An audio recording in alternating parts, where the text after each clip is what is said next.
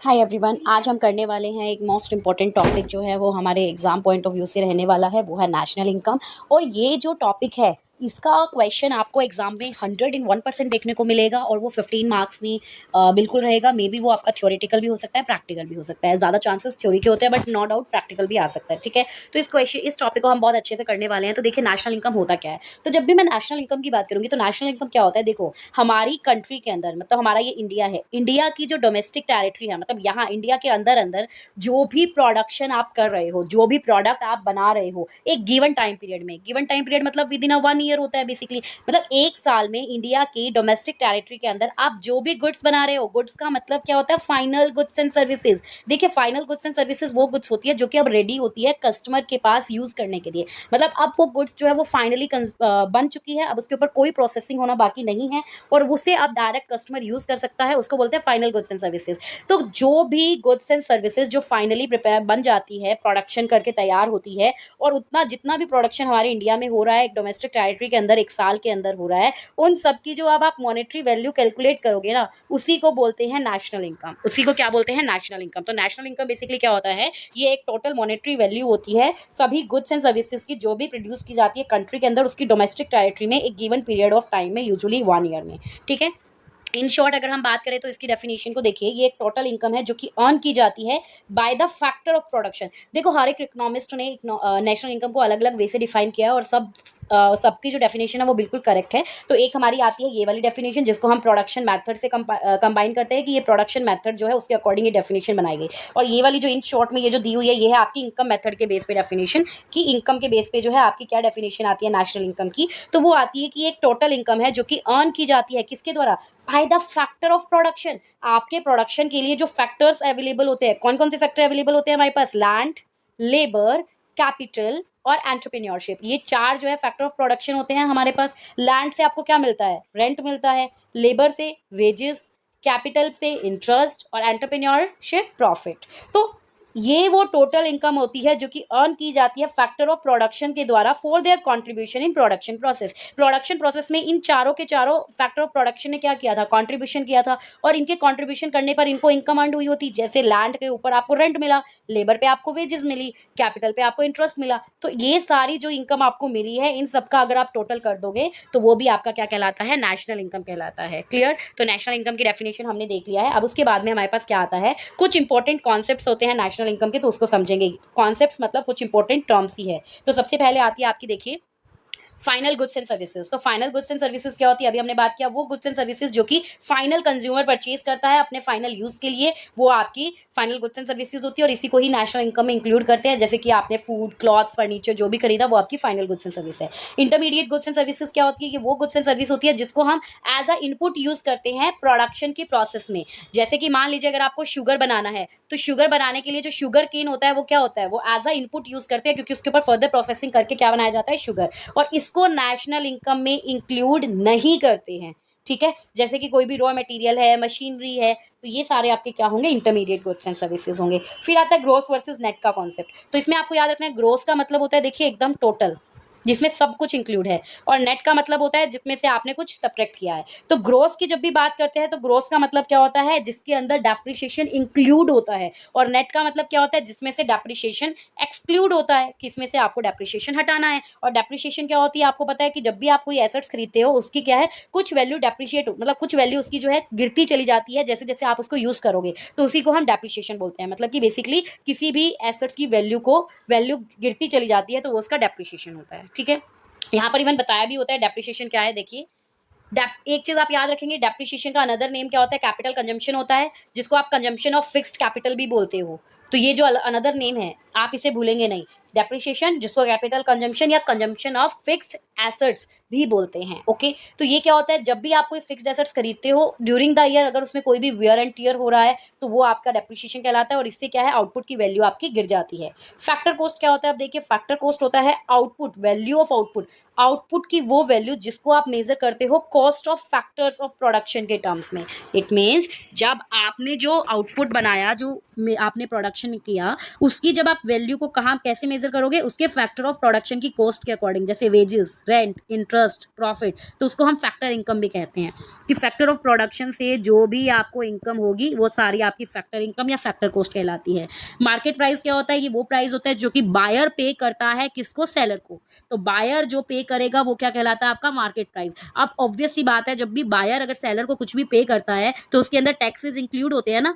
आप जब भी एमआरपी देखोगे तो एमआरपी पे क्या लिखा होता है, इंक्लूसिव ऑफ ऑल टैक्सेस। तो इसका मतलब मार्केट प्राइस क्या होता है, मार्केट प्राइस का मतलब होता है जो फिक्स्ड कॉस्ट है आपका, फैक्टर प्राइस जो है, फैक्टर प्राइस में अगर आप इनडायरेक्ट टैक्सेस ऐड कर दोगे और सब्सिडीज लेस कर दोगे तो वो आपका क्या आ जाता है, मार्केट प्राइस। अब इनडायरेक्ट टैक्स और सब्सिडीज क्या होता है, तो जरा इसको देखिए। इनडायरेक्ट टैक्सेस होता है बच्चा, देखो दो तरह के टैक्स है जो हमारे इंडिया में लगते हैं, एक होता है डायरेक्ट टैक्स, एक होता है इनडायरेक्ट टैक्स। तो इनडायरेक्ट टैक्स वो होता है, वो टैक्स जो कि डायरेक्ट आपके गुड्स एंड सर्विसेज पे लगता है। इनडायरेक्ट टैक्स वो टैक्स होता है जो कि गुड्स एंड सर्विसेज पे लगता है, जिसको जैसे कि आप कौन सा चल रहा है हमारा, GST, goods and service tax. और डायरेक्ट टैक्स वो होता है जो कि डायरेक्टली आपकी इनकम पे लगता है। डायरेक्ट टैक्स के ऊपर जिसके ऊपर बर्डन आएगा उसी को वो टैक्स पे करना पड़ेगा। लेकिन इनडायरेक्ट टैक्स क्या होता है, इसके अंदर टैक्सेस का बर्डन शिफ्ट हो जाता है। जैसे कि कंज्यूमर कोई कमोडिटी परचेज करता है तो लास्ट में टैक्स किसको भरना पड़ता है, कंज्यूमर को ना। लेकिन एक्चुअल में जब सेलर जो था उसने खरीदा होगा तो उसने भी तो टैक्स पे किया होगा, तो उसने क्या किया, अपना बर्डन किस पे शिफ्ट कर दिया, कंज्यूमर पे। तो वो इनडायरेक्ट टैक्स होता है कि आप कोई भी गुड्स एंड सर्विसेज खरीदोगे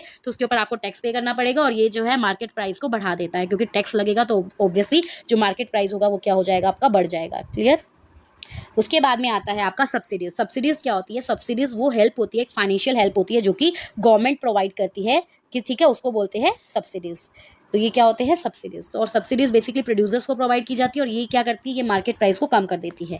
उसके बाद में आता है net indirect taxes. Net indirect taxes क्या होता है, देखिए नेट इनडायरेक्ट टैक्सेस होता है जब आप इनडायरेक्ट टैक्सेस में से सब्सिडीज माइनस कर देंगे तो वो आपका नेट इनडायरेक्ट टैक्सेस होगा। अगर आपके टैक्स ज्यादा है, सब्सिडी कम है, तो आपका नेट इनडायरेक्ट टैक्स क्या होगा, पॉजिटिव। और अगर आपकी सब्सिडीज ज्यादा है, टैक्सेस कम है, तो आपका नेट इनडायरेक्ट टैक्स क्या होगा, नेगेटिव। देखो सिंपल सी बात है, मान लीजिए टैक्स आपको जो है वो आपका लग रहा है 5,000 का, ठीक है, और सब्सिडीज आपको मिल रही है 500 रुपए की। तो अगर टैक्सेस में से सब्सिडीज माइनस करोगे तो क्या आ गया, 4500 का आपका नेट इनडायरेक्ट टैक्स आ गया पॉजिटिव। और वहीं अगर ऐसा हो कि आपका टैक्स लग रहा है 5,000 रुपए का, लेकिन आपको सब्सिडीज मिल रही है 6,000 रुपए की, तो इसका मतलब क्या हुआ, अब आपका जो नेट इनडायरेक्ट टैक्स आया है वो आया है आपका -1000 रुपीज। क्लियर। ओके। इसके बाद में अब आता है आपका NFIA। ये भी आपको समझना है, NFIA क्या होता है। ये होता है बच्चा net factor income from abroad, कि आपने जो फैक्टर इनकम अब्रोड से अर्न की होगी। अब अब्रोड से फैक्टर इनकम कैसे अर्न करोगे, देखो मान लीजिए हमारे इंडिया में, इंडिया का कोई टीचर है, ठीक है, सपोज मैं हूँ, ठीक है, मैं आपको पढ़ा रही हूँ, और मैंने यही जो पढ़ाने के लिए ये जो क्लासेस में दे रही हूँ, ये मैंने किसी फॉरेन के बच्चे को देना शुरू किया। अब क्या हुआ, मैं सर्विसेज दे रही हूँ ना, अब उस सर्विसेज के बदले वो फॉरेन से मुझे क्या करेंगे, पैसा पे करेंगे, मनी देंगे। तो इट मीन्स क्या हुआ, मुझे फैक्टर इनकम मिल रही है, मेरी सर्विस के बदले मुझे पैसा मिल रहा है। तो ये क्या हुआ, ये अब्रोड से तो फैक्टर इनकम हो रही है ना। सिमिलरली अगर आपको कोई भी फैक्टर इनकम होती है अब्रोड से रेजिडेंट के द्वारा, तो वो आपकी क्या कहलाती है, फैक्टर इनकम फ्रॉम अब्रोड। अब उसी फैक्टर इनकम फ्रॉम अब्रोड की बजाय टू अब्रोड भी तो हो सकता है, कि मान लीजिए हमारे यहाँ के स्टूडेंट्स जो है वो फॉरेन के टीचर से पढ़ रहे हैं, तो ऑब्वियसली अब वो वहाँ से सर्विस लेंगे तो हमें यहाँ से क्या करना पड़ेगा, पेमेंट करना पड़ेगा। तो उसको बोलते हैं फैक्टर इनकम टू अब्रोड। दो टर्म्स होती है, एक तो होती है फैक्टर इनकम फ्रॉम अब्रोड, ये कब होगी, जब हम अपनी सर्विस फॉरेन वालों को दे रहे हैं, और फैक्टर इनकम टू अब्रोड कब होगी, जब हम वहाँ की सर्विस ले रहे हैं। तो जब आप फैक्टर इनकम फ्रॉम अब्रोड से माइनस कर दोगे फैक्टर इनकम टू अब्रोड, तो आपके पास निकल कर आएगा NFIA। क्या आएगा, NFIA, जिसको बोलते हैं net factor income from abroad. Clear. अब इसके अंदर भी आप देखिए, अगर मान लीजिए इनकम फ्रॉम अब्रोड, अब्रोड से जो इनकम आ रही है वो ज़्यादा है बजाय कि हमने जो पे किया है, तो आपका पॉजिटिव होगा। और हमने जो अब्रोड में पे किया है अगर वो ज़्यादा है बजाय कि हमें जो रिसीव हुआ है, तो आपका net factor income from abroad क्या हो जाएगा, नेगेटिव हो जाएगा। क्लियर। That's it. उसके बाद में आता है आपका real income versus nominal income. इसको थोड़ा ध्यान से समझेंगे, रियल वर्सेस नॉमिनल क्या होता है। देखिए, नॉमिनल इनकम होती है बच्चा वो इनकम जो कि करंट प्राइस पे मेजर की जाती है। किस पे मेजर की जाती है, करंट प्राइस पे। जैसे कि मान लीजिए आप पहले जो है 50,000 रुपये कमा रहे थे, कितना, 50,000 रुपये, ठीक है, अब आप कमा रहे हैं 60,000 रुपीज़। इसका मतलब क्या हुआ, आपकी 10,000 इनकम जो है बढ़ गई है ना, तो इसको बोलते हैं नॉमिनल इनकम। इसको क्या बोलते हैं, nominal income. Okay. But real income क्या होती है, रियल इनकम होती है कि मान लीजिए आप पहले 50,000 रुपये कमा रहे थे, नो डाउट, ठीक है, आप एक सेकेंड रुकिए। यस, आप पहले 50,000 रुपये कमा रहे थे, ठीक है, अब आपकी इनकम 60,000 हो गई, लेकिन उसी के साथ जो इन्फ्लेशन है इकोनॉमी में, या मैं बोलूँ जो गुड्स के प्राइजेस है वो बढ़ गए। तो अब प्राइजेस बढ़ गए तो आपकी 50,000 से आपकी 60,000 जो इनकम हुई, नो डाउट आपके 10,000 रुपये बढ़े, लेकिन उतना प्राइस भी तो बढ़ गया, उतना इन्फ्लेशन भी तो आ गया। तो क्या एक्चुअल में आपकी कोई इनकम बढ़ी है? नहीं। क्या एक्चुअल में आपकी मनी में आपके पॉकेट में अब मनी रहेगी? क्योंकि पहले अगर आप किसी कमोडिटी को परचेज करने के लिए 100 रुपये दे रहे थे, आज आपको 200 रुपये देना पड़ रहा है। तो इसे बोलते हैं रियल इनकम। कि रियल इनकम कितनी बढ़ी है आपकी? आपकी रियल इनकम कब बढ़ती? जब एक्चुअल में प्राइस वही रहते और आपकी जो है इनकम बढ़ जाती, तो उसको हम रियल इनकम कहते हैं। लेकिन अगर इन्फ्लेशन भी बढ़ जाएगा तो रियल इनकम बढ़ेगी नहीं, वो तो फिर उतनी रहेगी। तो इसीलिए इसको मेजर किया जाता है कांस्टेंट प्राइस पे, और इसको एडजस्ट किया जाता है जो प्राइस चेंज हुआ है उसके अकॉर्डिंग, और फिर देखा जाता है कि आपकी रियल इनकम जो है वो एक्चुअल में बढ़ी है कि नहीं बढ़ी है। फिर आता है स्टॉक वर्सेस फ्लो। इसको ध्यान से देखिए। स्टॉक होता है जिसको हम मेजर करते हैं at a point of time. It means मैं आपसे अगर पूछूं अभी आपके पास कितना पैसा है या अभी आपके गोडाउन में कितना स्टॉक है, that is my stock concept. और फ्लो कॉन्सेप्ट क्या होता है? जिसको हम over a period of time की बात करते हैं कि पूरे साल में आपने कितना अर्न किया, पूरे साल में आपने कितना सेल किया, इनकम और इन्वेस्टमेंट की बात कर रहे हैं, वो होता है आपका फ्लो कॉन्सेप्ट। क्लियर? तो ये हमारे इंपॉर्टेंट कॉन्सेप्ट थे जो हमने इसमें देख लिया। अब इसके बाद में हम चलेंगे अपने इंपॉर्टेंट एग्रीगेट्स पर। ये आपको समझने हैं क्योंकि ये आपके मेथड्स को करने के लिए ये आपके इंपॉर्टेंट टर्म्स है कि इनको समझना जरूरी है। तो देखिए, सबसे पहले आता है GDP at MP, gross domestic product at market price बोलते हैं जिसको। जीडीपी एट एमपी क्या होता है? Gross domestic product at market price. तो ये क्या होता है? जो फाइनल गुड्स एंड सर्विसेज आप प्रोड्यूस कर रहे हो अपनी डोमेस्टिक टेरिटरी के अंदर विद इन अ ईयर, उसके टोटल वैल्यू को बोलते हैं gross domestic product at market price. मतलब डोमेस्टिक प्रोडक्ट कि आपने अपनी कंट्री में जितना टोटल आपने प्रोडक्शन किया होगा, किसके ऊपर? Market price. मार्केट प्राइस तो ऑब्वियसली आपका क्या होता है? टैक्सेस इंक्लूड होते हैं ना। तो बेसिकली जीडीपी एट एमपी होता क्या है कि वही जो फाइनल गुड्स एंड सर्विसेज आपने प्रोड्यूस की डोमेस्टिक टेरिटरी के अंदर एक साल के अंदर, वो आपका जीडीपी एट एमपी ही कहलाता है। क्लियर? ओके। इसके बाद में हमारा क्या आता है? देखिए, GDP at FC, gross domestic product at factor cost. तो मैंने बताया था मार्केट प्राइस के अंदर आपके टैक्सेस इंक्लूड होते हैं। तो यहाँ पर वो वैल्यू ऑफ आउटपुट जिसको आप cost of factor of production में मेजर करते हो, इट मीन्स यहाँ पर टैक्सेस नहीं होते हैं, यहाँ पर सिर्फ फैक्टर इनकम जो होती है उसकी कॉस्ट में ही आप इसको मेजर कर रहे हो। तो ये आपका कहलाता है जीडीपी एट एफसी। क्या कहलाता है आपका? GDP at FC. ओके। इसके बाद में नेक्स्ट आता है हमारा एनडीपी एट एमपी, जिसको हम बोलते हैं net domestic product at market price. Net domestic product at market price. तो देखो, अब ग्रॉस डोमेस्टिक प्रोडक्ट से नेट डोमेस्टिक प्रोडक्ट आ गया है, तो हमने क्या कहा था? यहाँ पर डेप्रिसिएशन का खेल होता है, तो डेप्रिसिएशन यहाँ पर माइनस कर देते हैं। उसके बाद में एनडीपी एट एफसी, तो भाई अब मार्केट प्राइस और फैक्टर कॉस्ट, तो याद है ना, मार्केट प्राइस जिसमें टैक्सेस इंक्लूड है, फैक्टर कॉस्ट जिसमें टैक्सेस एक्सक्लूड है, इसमें टैक्स इंक्लूड नहीं होता है। तो net domestic product at factor cost, जिसको कैसे निकालते हैं? जब आप एनडीपी एट एमपी में से नेट इनडायरेक्ट टैक्सेस लेस कर दोगे। और फिर आता है net national product at factor cost, इसी को नेशनल इनकम कहते हैं। याद रखेंगे आप इस बात को, गलती से भी नहीं भूलना है। एनएनपी एट एफसी को नेशनल इनकम कहते हैं। तो ये कैसे निकलता है? जब आप net domestic product at factor cost, उसमें अगर आप ऐड कर दोगे net factor income from abroad, net factor income from abroad, जो कि कैसे निकला था? ये निकला था आपका factor income from abroad minus factor income to abroad करके आपका आया था net factor income from abroad, और इसी को हम नेशनल इनकम बोलते हैं। एंड इसके बाद आता है आपका NNP at MP, net national product at market price. तो इसको कैसे निकालते हैं? जब आप नेशनल इनकम में नेट इनडायरेक्ट टैक्सेस ऐड कर दोगे तो आपका आ जाएगा एनएनपी एट एमपी। अच्छा, एक चीज़ और याद रखिएगा, जैसे अभी मैंने आपको बताया एनएनपी एट एफसी, ये आपका होता है नेशनल इनकम। ये क्या होता है आपका? National income.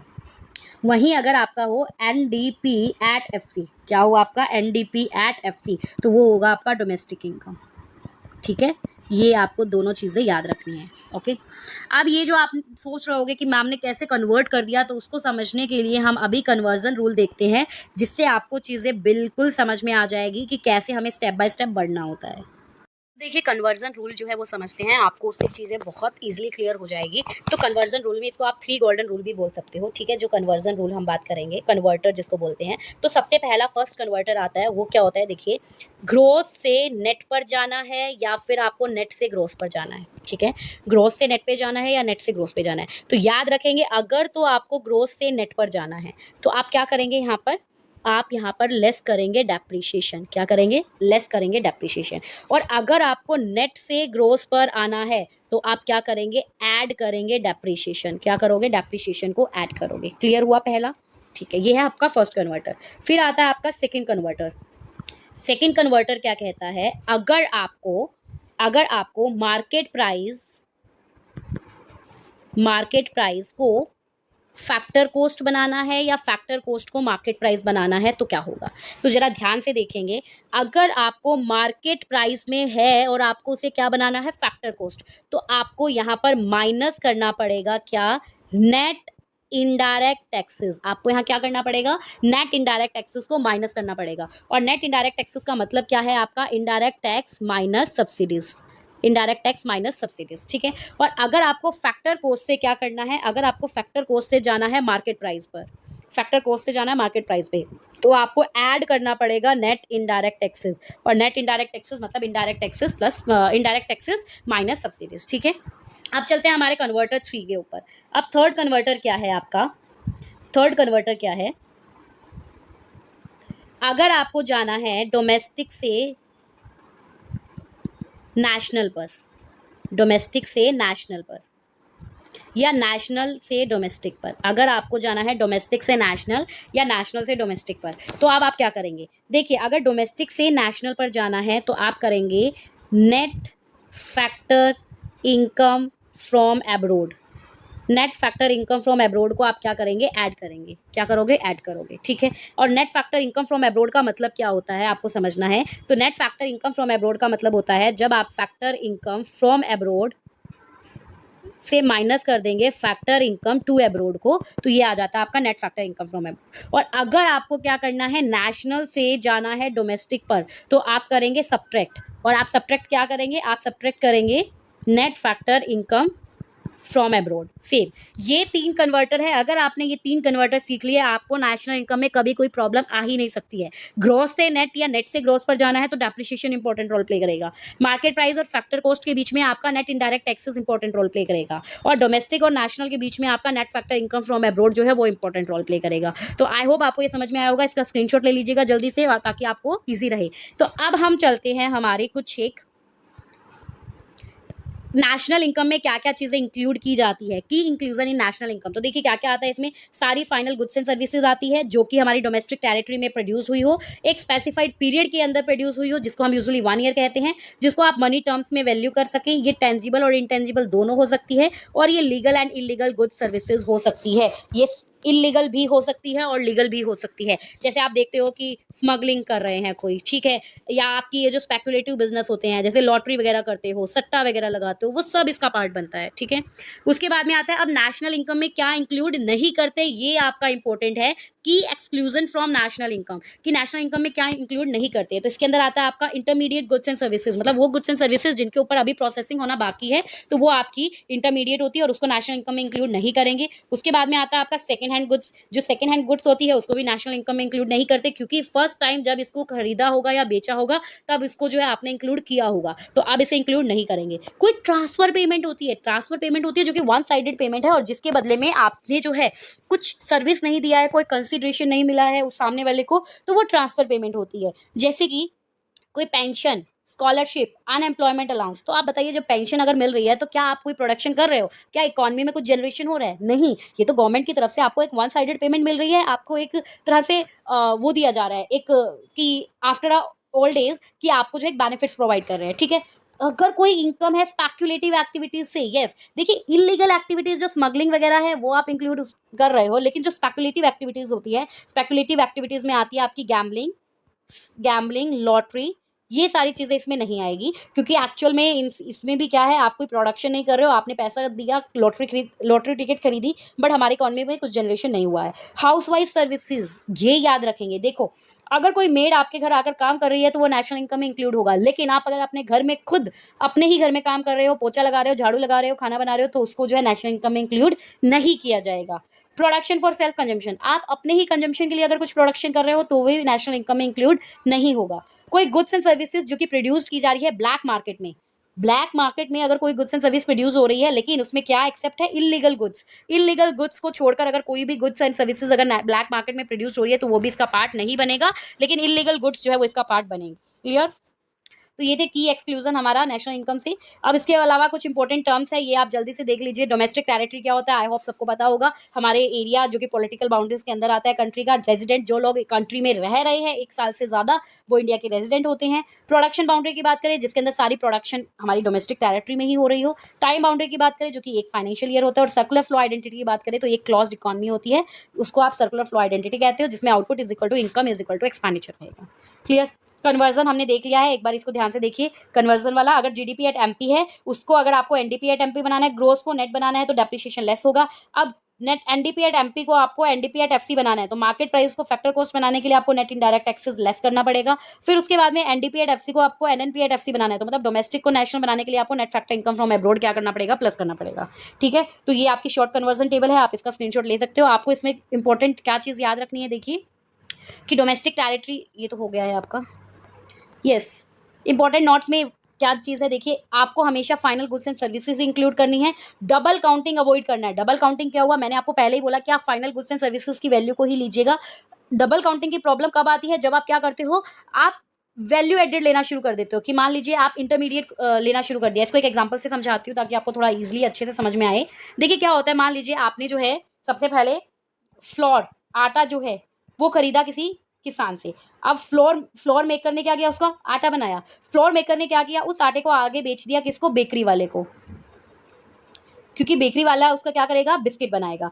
अब जब फ्लोर मेकर ने ये खरीदा था गेहूं, तो उसने खरीदा 40 रुपए पर केजी के हिसाब से। ठीक है, तो अब उसने आगे क्या किया, उसने उसका फ्लोर बना के उसको आगे बेच दिया कितने में, 70 रुपए में। ठीक है, इसने आगे कितने में दिया, 70 रुपए में। अब बेकरी वाले ने क्या किया, 70 रुपए का खरीद के उसका बिस्किट्स वगैरह बना के उसको आगे बेच दिया 150 में। अब अगर आप अपनी नेशनल इनकम में 40 रुपए ऐड करोगे, 70 ऐड करोगे और 150 ऐड करोगे, तो बताओ प्रॉब्लम है या नहीं है। क्यों? क्योंकि 70 रुपीज में ऑलरेडी 40 रुपीज इंक्लूड है और इस 150 में ऑलरेडी 70 रुपीज इंक्लूड है। तो अगर मैं इन तीनों को ऐड करूंगी तो यहाँ पर तो डबल काउंटिंग की प्रॉब्लम आ जाएगी। इसीलिए इसी को अवॉइड करने के लिए बोला जाता है कि सिर्फ ये फाइनल गुड्स जो है, जो 150 रुपए आपके बेकर वाले ने बनाए हैं, आप सिर्फ उसी को ही इंक्लूड करो, ताकि आपकी डबल काउंटिंग की प्रॉब्लम क्रिएट ही ना हो। उसके बाद में आपको कंसीडर करना है क्या, सिर्फ प्रोडक्शन जो कि डोमेस्टिक टेरिटरी में होगा। सेम टाइम पीरियड आपको लेना है सभी कंपोनेंट्स के लिए। आपको चेक करना है वैल्यू एमपी है या एफसी है। और आपको याद रखना है कि जितना ज्यादा higher the stage lesser the value, कि जितनी आप वैल्यू जो है वो कम तो होती चली जाएगी, जितना ज्यादा आप प्रोडक्शन अपना बढ़ाते चले जाओगे। इसको याद रखने का एक और ट्रिक है, वो और देख लीजिए ताकि आपको शायद याद रहे।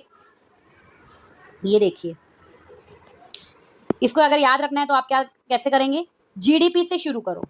किससे शुरू करो, जीडीपी से शुरू करो। उसमें से आपको क्या करना है, डेप्रिसिएशन घटाना है। फिर उसमें से नेट इनडायरेक्ट टैक्स घटाना है। फिर आप क्या कर, net factor income from abroad जोड़ देंगे और फिर आप इस पे आ जाओगे, एनएनपी एट एफसी पे जाओगे। ठीक है, तो ये था आपका। अब इसका जल्दी से एक एग्जांपल और देख लेते हैं, अगर आपको समझ में आएगा तो। देखिए आपको दे रखा है जीडीपी एट एमपी 10,000 रुपीज का, depreciation 1,000 rupees, indirect taxes 1200, subsidies 200 and net factor income from abroad 300। और आपको बोला है कि आपको क्या निकालना है, नेशनल इनकम निकालना है। तो जरा देखते हैं इसको, देखिए क्या क्या आपको दिया। देखिए आपको क्वेश्चन क्या गिवन है, आपको जीडीपी एट एमपी दिया हुआ था कितना, 10,000 रुपीज का। 10,000 हमने कर दिया। उसमें आपको डेप्रिसिएशन लेस करना होगा, क्योंकि हमें कहाँ पहुंचना है, एनडीपी एट एमपी पे। तो एनडीपी एट एमपी कैसे निकलेगा, जब आप उसमें डेप्रिसिएशन लेस कर दोगे 1,000 रुपीज, तो आ गया आपका 9,000। अब ये आपका आ गया NDP at MP. NDP at MP के बाद हमारा नेक्स्ट स्टेप क्या होता है, एनडीपी एट एफसी पे पहुंचना। तो उसमें से क्या करेंगे, नेट इनडायरेक्ट टैक्सेस लेस करेंगे 1,000 रुपीज के। 1,000 कैसे बना, ये मैं आपको बता देती हूँ। 1,200 रुपए आपके नेट इनडायरेक्ट टैक्सेस से, उसमें से सब्सिडीज आपको 200 रुपए दी हुई थी, तो आप अगर उसको माइनस करोगे तो कितना आएगा, 1,000 आएगा। तो ये हमने 1,000 लेस कर दिया, 8,000 आ गया। अब उसके बाद में आपको दिया हुआ है net factor income from abroad 300 rupees का, उसको ऐड कर दोगे तो आ जाएगा हमारे पास net factor, net national product at factor cost, जो कि आपका 8300 का। तो ये था आपका क्वेश्चन। अब इसके बाद में हम करने वाले हैं इसके मैथ। अभी हम करेंगे हमारे methods to calculate national income. तो देखिए steps to calculate national income में आपके 3 तरह के मेथड होते हैं। एक होता है आपका प्रोडक्ट या वैल्यू एडेड मेथड, जिसको आप जो है आउटपुट मेथड भी कहते हैं। सेकंड आता है आपका इनकम मेथड, जिसको आप फैक्टर इनकम मेथड भी कहते हैं। और थर्ड आता है आपका एक्सपेंडिचर मेथड, जिसको आप फाइनल एक्सपेंडिचर मेथड भी कहते हैं। तो सबसे पहला जो प्रोडक्ट या वैल्यू एडेड मेथड है, उसको हम देखते हैं कि कैसे कैलकुलेट करना है। तो सबसे पहला स्टेप होता है आपको इकोनॉमी को डिवाइड करना है अलग अलग सेक्टर या इंडस्ट्री में। अलग अलग सेक्टर का मतलब हुआ हमारे पास 3 सेक्टर होते हैं, प्राइमरी, सेकेंडरी एंड टर्शरी। तो आपको इकोनॉमी को पूरा डिवाइड करना है, प्राइमरी सेक्टर, सेकेंडरी सेक्टर और टर्शरी सेक्टर। प्राइमरी सेक्टर क्या होता है, जो कि नेचुरल रिसोर्सेज से जब आप एक्सट्रैक्शन करते हो कोई भी गुड्स एंड सर्विसेज का, तो वो आपका प्राइमरी सेक्टर होता है। सेकेंडरी सेक्टर में आपका मैन्युफैक्चरिंग प्रोसेस आता है और टर्शरी सेक्टर में आपका सर्विस सेक्टर आता है। अब हर एक सेक्टर से आपको ग्रॉस आउटपुट निकालना है, कि मतलब कितना गुड्स एंड सर्विस एक्चुअल में प्रोड्यूस्ड हुआ है उसका टोटल वैल्यू हर एक सेक्टर से।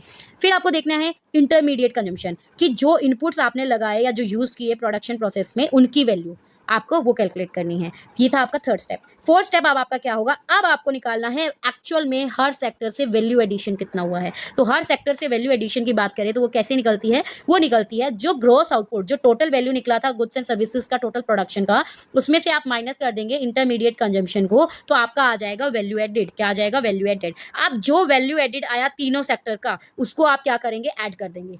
उसको आप क्या करोगे, ऐड कर दोगे। It means gross value added at market price of primary sector, फिर सेकेंडरी सेक्टर, फिर टर्शरी सेक्टर। इन तीनों को अगर आप ऐड कर देंगे आपका आ जाएगा जीडीपी एट मार्केट प्राइस। क्या आएगा, जीडीपी एट मार्केट प्राइस। जो वैल्यू एडेड होगा तीनों का एडिशन वो इक्वल होता है आपका जीडीपी एट मार्केट प्राइस से। अब जीडीपी एट मार्केट प्राइस से हमें कहाँ पहुंचना है, हमें पहुंचना है एनएनपी एट एफसी। तो आपको वही सारे स्टेप्स अपने याद रखने हैं। जीडीपी एट एमपी से आप कैलकुलेट करोगे सबसे पहले एनडीपी एट एमपी, फिर आप कैलकुलेट करोगे एनएनपी एट एफसी, और फिर आपके जो है क्या निकल आएगा, नेट नेशनल आपका आ जाएगा एनएनपी एट एफसी, जिसको net national product at factor cost या जिसको हम नेशनल इनकम भी बोलते हैं। ठीक है, तो बस आपको ये कन्वर्जन स्टेप आपको हम अभी पीछे देख कर आए हैं। ओके, तो ये था आपका प्रोडक्ट या वैल्यू एडेड मेथड या जिसको हम आउटपुट मेथड भी कहते हैं। याद रखेंगे इसके अंदर आपका मेन स्टेप क्या होता है, आपका आएगा जब आप ग्रोस वैल्यू एडेड कर दोगे तीनों सेक्टर का, तो आप क्या उसके आ जाएगा जीडीपी एट एमपी, और उसके बाद में आपको लगाने हैं अपने कन्वर्जन स्टेप्स। फिर आता है आपका इनकम मेथड, जिसको आप फैक्टर इनकम मेथड भी कहते हो। तो फैक्टर इनकम मेथड में सबसे पहला आपका स्टेप क्या होगा, फैक्टर इनकम को ही आइडेंटिफाई करना है जो आपने अर्न किया है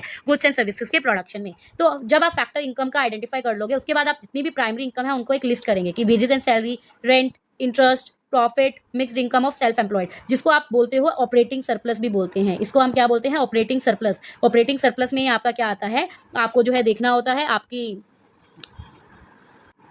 इसमें आपको देखना होता है रेंट, इंटरेस्ट, प्रॉफिट्स को। ठीक है, और आपका वेजेस एंड सैलरी जो आपके एम्प्लॉयर ने कंट्रीब्यूशन किया या जो कोई सोशल सिक्योरिटी बेनिफिट्स जो एम्प्लॉयर ने प्रोवाइड किया, और mixed income of self employed. उसके बाद में फिर आएगा, आप जब इन सबको ऐड कर दोगे तो आपके पास क्या निकल कर आएगा, आपके पास आएगा फैक्टर इनकम, जिसको हम बोलते हैं national income eight factor cost. It means in सबको ऐड करने के बाद आपके पास जो निकल कर आएगा वो आएगा एनडीपी एट एफसी। क्या निकल कर आएगा, एनडीपी एट एफसी, और यहाँ से आपको निकालना है एनएनपी एट एफसी। क्या निकालना है, एनएनपी एट एफसी। तो आपको पता है यहाँ से डोमेस्टिक से नेशनल निकालने के लिए आपको क्या करना होगा, net factor income from abroad add करना पड़ेगा, बाकी सब चीज़ें सेम रहेगी। तो बस इतना सा था इसमें। उसके बाद में आपका आता है एक्सपेंडिचर मेथड। तो एक्सपेंडिचर मेथड जिसको आप फाइनल एक्सपेंडिचर मेथड भी कहते हैं। तो इसके लिए देखिए सबसे पहला स्टेप क्या है, आपको आइडेंटिफाई करना पड़ेगा टोटल फाइनल एक्सपेंडिचर जो इकोनॉमी में हुआ है वो। फिर उन सबको, उस पूरे एक्सपेंडिचर को आप क्या करोगे, कंपोनेंट्स में क्लासीफाई करोगे। कौन कौन से कंपोनेंट्स में, तो ध्यान से देखिए, CIG और X-M। क्या होता है, C क्या होता है, प्राइवेट फाइनल कंजम्पशन एक्सपेंडिचर,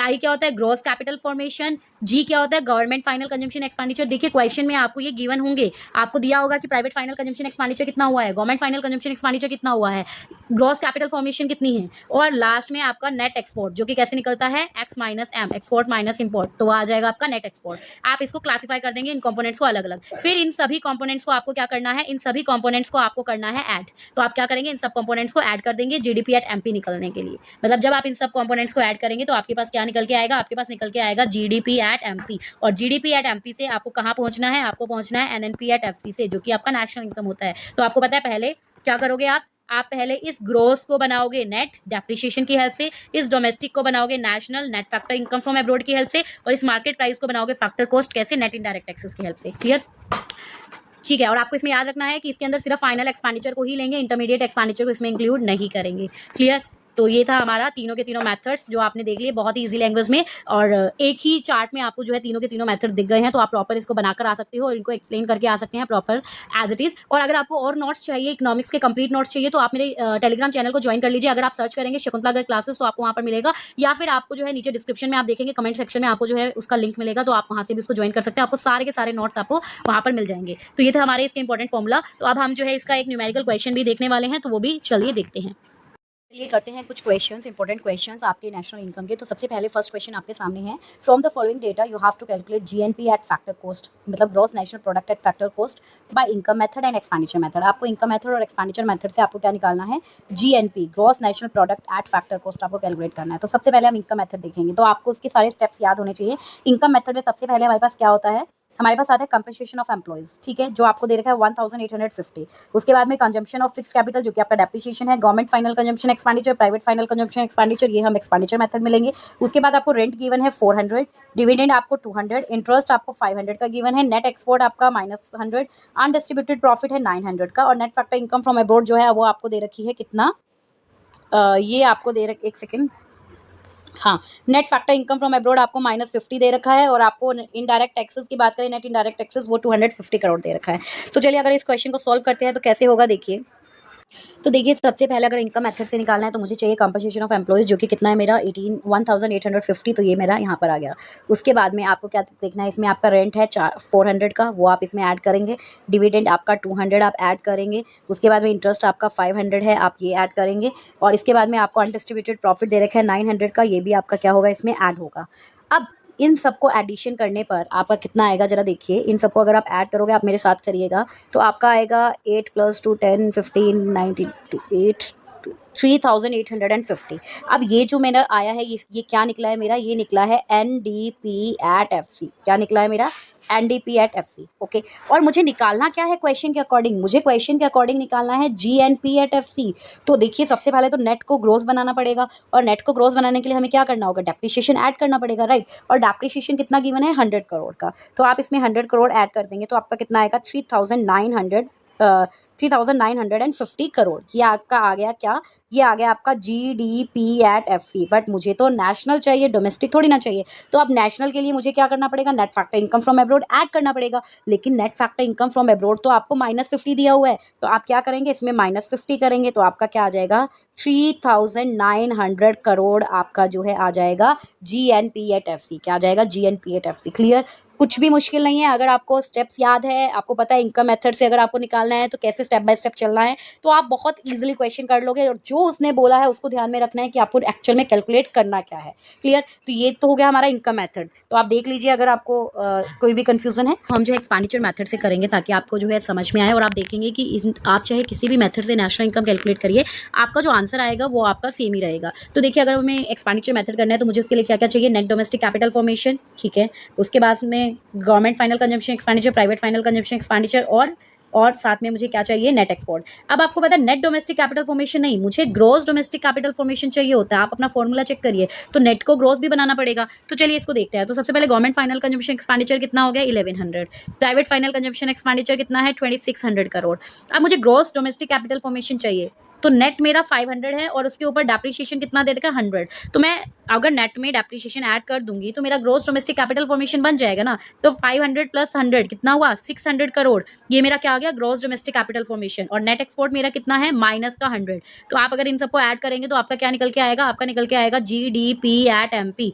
तो चलिए इसको निकालते हैं, आपका ये कितना आएगा देखिए, 6 6 12 और 2 1 2 3 40 200। अब इसके अंदर से मुझे क्या बनाना है, मुझे तो GNP@FC पे पहुंचना है। तो चलो स्टेप बाय स्टेप यहाँ तक पहुंचते हैं, कोई बड़ी बात नहीं है। तो फैक्टर कॉस्ट, ये मार्केट प्राइस, तो मार्केट प्राइस को फैक्टर कॉस्ट पे पहुंचाने के लिए क्या करेंगे, नेट इनडायरेक्ट टैक्सेस को लेस करेंगे, और नेट इनडायरेक्ट टैक्सेस आपके कितने दे रखे हैं यहाँ पर 250। तो आप इसमें से क्या करेंगे 250 को माइनस करेंगे, तो कितना आएगा आपके पास, ये आपके पास आएगा निकल के 2 9 और 3,950 करोड़।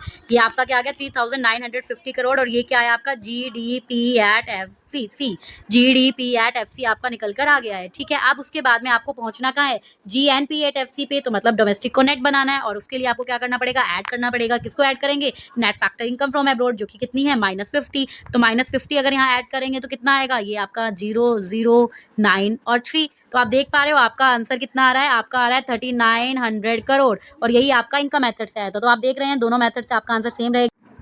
तो चलिए चलते हैं अब हम नेक्स्ट क्वेश्चन की तरफ, और नेक्स्ट क्वेश्चन करते हैं। तो ये क्वेश्चन आपके सामने है, देखिए इसमें आपको क्या दिया है, आपको नेशनल इनकम कैलकुलेट करनी है, और आपको जो है ये सारी इन्फॉर्मेशन आपको दी हुई है। तो इसके बेस पे आपको क्या करना है, नेशनल इनकम कैलकुलेट करना है। इसका मतलब आपको कैलकुलेट करना है NNP@FC। तो चलो देखते हैं क्या क्या हमारे पास है। हमारे पास है net factor income from abroad, GDP eight market price, depreciation, primary secondary service, intermediate goods, indirect tax और सब्सिडी। तो जब मुझे GDP@MP दिया हुआ है तो मैं डायरेक्ट कहाँ से शुरू करूंगी, मैं डायरेक्ट शुरू करूंगी gross domestic product at market price से, जो कि मुझे कितना गिवन है, ये मुझे गिवन है है 44 लाख, कितना है 44 लाख। अब इसमें से मुझे पता है एनएनपी एट एफसी पे पहुंचना है, तो सबसे पहले ग्रोस को नेट बनाने के लिए मुझे क्या करना होगा, मुझे डेप्रिसिएशन लेस करना पड़ेगा। तो सबसे पहला काम मेरा क्या है, इसमें से लेस करना है डेप्रिसिएशन। डेप्रिसिएशन कितना गिवन है आपको, 10,000 रुपीज़ का, राइट। तो 10,000 रुपीज़ अगर आप इसमें से डेप्रिसिएशन लेस करेंगे तो आपका कितना आएगा, आपका आएगा 43 लाख 90,000, ये 9 है, 43,90,000, ठीक है। अब ये जो आया ये मेरा अब क्या आ गया है, ये आ गया मेरा NDP एट MP। अब मुझे उसके लिए क्या चाहिए, मार्केट प्राइस के लिए मुझे फैक्टर कॉस्ट में चेंज करना है मार्केट प्राइस को। तो मार्केट प्राइस को फैक्टर कॉस्ट में कन्वर्ट करने के लिए अब मुझे क्या करना पड़ेगा, नेट इनडायरेक्ट टैक्सेस। तो इनडायरेक्ट टैक्सेस मुझे गिवन है कितना, 50,000, और सब्सिडीज मुझे गिवन है 35,000। तो नेट इनडायरेक्ट टैक्सेस कैसे निकलता है, हमेशा इनडायरेक्ट टैक्सेस माइनस सब्सिडीज। तो अगर आप 50,000 में से 35,000 माइनस कर देंगे तो आपके पास क्या आ जाएगा, 15,000। तो आप यहाँ पर क्या करेंगे, 15,000 को यहाँ पर आप लेस करेंगे। तो इसमें से आप अगर माइनस करेंगे 15,000 को तो आपके पास कितना आएगा, देखते हैं चलिए। ये आपके पास आएगा 43,75,000, ठीक है, ये आ गया। अब ये मेरा क्या निकल कर आया है, ये मेरा निकल कर आया है NDP एट FC। तो अब लास्ट कन्वर्टर मेरा क्या होगा, लास्ट कन्वर्टर होगा जी मेरा कि मुझे डोमेस्टिक को नेशनल बनाना है, और डोमेस्टिक को नेशनल बनाने के लिए मुझे क्या चाहिए, net factor income from abroad, जो कि कितना है, वैसे तो net factor income from abroad add करते होते हैं, लेकिन यहाँ पर ऑलरेडी माइनस में गिवन है, तो हम इसमें से क्या कर देंगे, माइनस कर देंगे 20,000। तो आप इसमें से अगर लेस करेंगे 20,000 तो आपका कितना आएगा, आपका आ जाएगा 43,55,000। कितना आ जाएगा, 43,55,000। और ये क्या आया है आपका, ये आया है नेशनल इनकम। तो इजी है कैलकुलेट करना, कोई मुश्किल नहीं है। तो इस तरह से आप जो है वेरियस क्वेश्चन प्रैक्टिस करेगा। किसी भी क्वेश्चन में आपको डाउट होते हैं तो आप मुझे कमेंट सेक्शन में बता सकते हैं, आप मुझसे डाउट ले सकते हैं, आप टेलीग्राम पे मुझे बता सकते हैं। और इकोनॉमिक्स की BBA वाले स्टूडेंट CCS यूनिवर्सिटी, ध्यान से सुनिए, इकोनॉमिक्स की कंप्लीट मैंने मैराथन डाल रखी है। इवन ये सबके लिए बेनिफिशियल है, आप किसी भी यूनिवर्सिटी से एफिलेटेड हो, किसी भी कोर्स के हो, तो मैंने उसके अंदर फर्स्ट यूनिट सेकंड यूनिट सब कवर करवाई है, जिसके अंदर सारे demand, supply, production, utility, cost, ये सब कवर किया हुआ है। तो वो भी आपको जो है डिस्क्रिप्शन में उनका लिंक मिल जाएगा, तो जरूर उनको देखिएगा और साथ बने रहिएगा। लाइक शेयर कमेंट करके मुझे जरूर बताइए आपको वीडियो कैसी लगी, अच्छी लगी है तो प्लीज कमेंट करना मत भूलिएगा। मिलते हैं आपसे नेक्स्ट वीडियो में, and all the best for your exam. Thank you.